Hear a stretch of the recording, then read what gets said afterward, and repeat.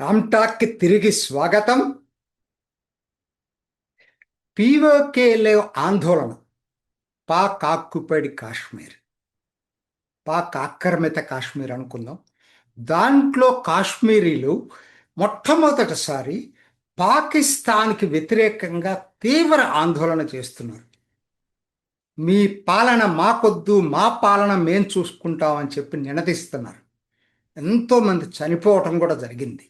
ఈరోజు ఆ బూటకపు ఎన్నికలు ఏదైతే ఉన్నాయో, మూడో దఫా ఎన్నికలు ఈరోజు జరగబోతున్నాయి పాకిస్తాన్లో. అది ఆందోళన ఉధృతంగా ఉన్న పూంచ్ డివిజన్లో. ఇది ఒక అంశం. పాకిస్తాన్కి ఇది పెద్ద తలనొప్పిగా మారినటువంటి మాట నిజం. ఒకవైపు బెలూచిస్తాన్ స్వాతంత్రం ప్రకటించుకున్నారు వాళ్ళు. కేపీకే ఫస్తూళ్ళు పోలీసుల మీద దాడి చేస్తున్నారు. వాటన్నిటికన్నా కూడా ఇది ఎందుకు తలనొప్పి అంటే, ఇది జనసాంద్రత ఎక్కువ. ఇక్కడ ఏరియా చిన్నది, జనసాంద్రత ఎక్కువ. కాబట్టి వీళ్ళు నిరాయుధులుగా ఆందోళన చేస్తున్నారు. బెలూచీలు ఫస్తూల్లాగా ఆయుధాలతో ఆందోళన చేయట్లేదు. సో ఇది ప్రపంచాన్ని న్యాచురల్గా నిరాయుధులైన వాళ్ళని కాలిస్తే ప్రపంచంలో న్యాచురల్గా టెన్షన్స్ వాళ్ళకి తెలిసిపోతుంది కదా. ఇప్పుడు ఏమైపోయింది? ఇప్పుడు ఒకవైపు కాశ్మీర్ని అంతర్జాతీయ సమస్యగా ఇన్ని సంవత్సరాలు అంతర్జాతీయ వేదికల మీద ఓదరగొట్టినటువంటి పాకిస్తాన్కి, పాకిస్తాన్ పాలన మాకొద్దని చెప్పి కాశ్మీరులు చేస్తున్నటువంటి ఆందోళన అతి పెద్ద క్లిష్ట సమస్యగా మారింది. అంతవరకు నిజం.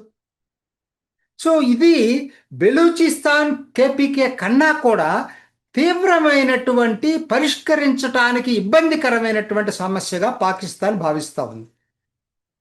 సరే, దీని మనకు ఆనందం కలిగించే విషయమే, పాకిస్తాన్కి తలనొప్పిచ్చింది కాబట్టి.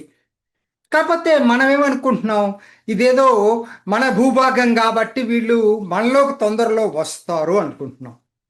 ఇక్కడే చాలా జాగ్రత్తగా మనం ఆలోచించాలి. ఎందుకంటే ఇది మొట్టమొదటిసారి కాదు, 1955లో కూడా ఒకసారి చేశారు ఇట్లా ఆందోళన. 1 ఇయర్ చేశారు. చివరికి సాల్వ్ చేసుకున్నారు. వాళ్ళే మళ్ళా వాళ్ళతో కలిసిపోయారు. ఇది చాలా మందికి తెలియని విషయం ఏంటంటే, భారత్ అనుకూల ఉద్యమం కాదు. ఏంటి వీళ్ళ స్లోగన్? ఆజాద్ కాశ్మీర్, స్వతంత్ర కాశ్మీర్, పాకిస్తానీల పాలన మాకుద్దని. అంతేగాని భారత్ పాలన కావాలని కానీ, భారత్లో కలవాలని కానీ వీళ్ళ ఆందోళన కాదు. ఎవరో ఒకరిద్దరు అక్కడ మాట్లాడిన వాటిని మన టీవీ మాధ్యమాల్లో మ్యాగ్నిఫై చేసి మనం చూపిస్తున్నాం తప్పితే వాస్తవం పరిస్థితి నేను చెప్తుంది ఇది. సో ఇప్పుడు ఏ విధంగా ఇది భారత్ దీన్ని చూడాలి, ఇది చాలా చాలా ముఖ్యమైనది. ఎందుకంటే మనం ఇప్పుడు దీనికి మద్దతు ఇచ్చామనుకోండి, అంటే ఆజాదీ కాశ్మీర్కి మద్దతు ఇచ్చినట్ట. ఎందుకు ఈ మాట చెప్పాల్సి వస్తుందంటే, ఇప్పుడు మన భూభాగంలో ఉన్న కాశ్మీర్, జమ్మూ కాశ్మీర్లో ప్రశాంత పరిస్థితులు నెలకొన్నాయి చానాళ్ల తర్వాత. ఆర్టికల్ 370 రద్దు తర్వాతనే మనం ఇవాళ సాధారణ స్థితికి కాశ్మీర్ని తీసుకురాగలిగాం.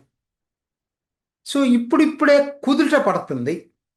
అయినా వాళ్ళు ఇప్పటికి కూడా ఆర్టికల్ 370 రద్దును వ్యతిరేకించే సెక్షన్స్ చాలా బలంగా ఉన్నాయి కాశ్మీర్లో. మర్చిపోవద్దు.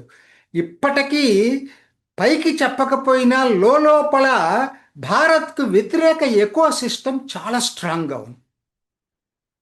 అటువంటప్పుడు ఈ ఉదాహరణకు అనుకుందాం, పీఓకేలో ఉన్న కాశ్మీర్లు మన వైపు జాయిన్ అయ్యారనుకుందాం. జరగబోయేదేంటి? ఆజాదీ కాశ్మీరీ స్లోగన్ ఇక్కడ కూడా పాకుతుంది. మనము భావోద్రేకంతో ఆలోచించొద్దు, మన భూభాగం అనే దాంతో ఆలోచించొద్దు. మనుషులు మన వాళ్ళు కావాలి కదా, మనసులు మనం గెలుచుకోవాలి కదా. ఆ రోజే ఇది మనకి ఉపయోగపడుతుంది తప్పితే, లేకపోతే దీర్ఘకాలంలో ఇద్దరూ కలిసి మళ్ళా స్వతంత్ర కాశ్మీర్ నినాదంతో మొదలైందనుకోండి, జరగబోయేదేంటి? పాకిస్తాన్ తలనొప్పిని మన తలనొప్పిగా మనం మార్చుకున్నట్టు అవుతుంది. అవునా కదా? నిజం చెప్పండి. నేను అందుకనే మీరు బుద్ధి బలంతో ఆలోచించండి, ఆవేశంతో కాకుండా ఆలోచనతోటి ఆలోచించండి.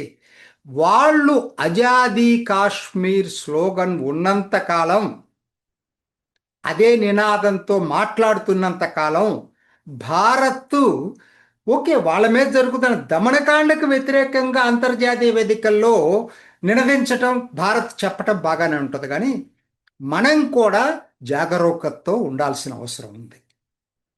ఏదో ఆటోమేటిక్గా మనం కలుపుకోగలుగుతున్నాం అనేటువంటిది చాలా మంది ఏంటంటే ఆ భావోద్రేకం, మన భూభాగం కాబట్టి మనం తీసుకుంటున్నాం. ఎందుకంటే మీరు ఒక విషయం మర్చిపోతున్నారు. ఈ పీఓకేలో ఉన్నటువంటి కాశ్మీరీలే భారత్కి వ్యతిరేకంగా ఇన్ని సంవత్సరాలు అంతర్జాతీయంగా నినాదాలు ఇస్తున్నారు. మర్చిపోవద్దు మీరు. లండన్లో భారత్ హై కమిషనర్కి వ్యతిరేకంగా నినదించింది ఎవరండి? మీర్పూరి కాశ్మీరీలే. మర్చిపోతున్నాం మనం. ఇంకా కూడా చాలా మిగతా దేశాల్లో కూడా.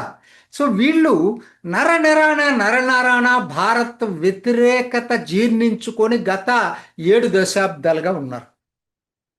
ఇవాళ ఒక్కసారి వీళ్ళు పాకిస్తాన్ మీద కోపం ఉంటే ఉండొచ్చు, కానీ భారత్కు అనుకూలం అనేది మనం నిర్ధారించుకోకుండా ఆజాదీ కాశ్మీర్ స్లోగన్ ఇచ్చే అంత కాలం కూడా వాళ్ళని ఒక అడుగు అవతల ఉంచాలి తప్పితే మనం దగ్గర చేసుకుంటే మాత్రం లేనిపోని తలం మనకు వస్తుంది.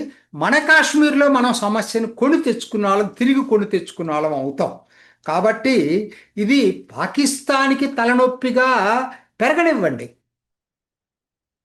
దాన్ని భారత్ తలనొప్పిగా మార్చుకోనివ్వద్దు.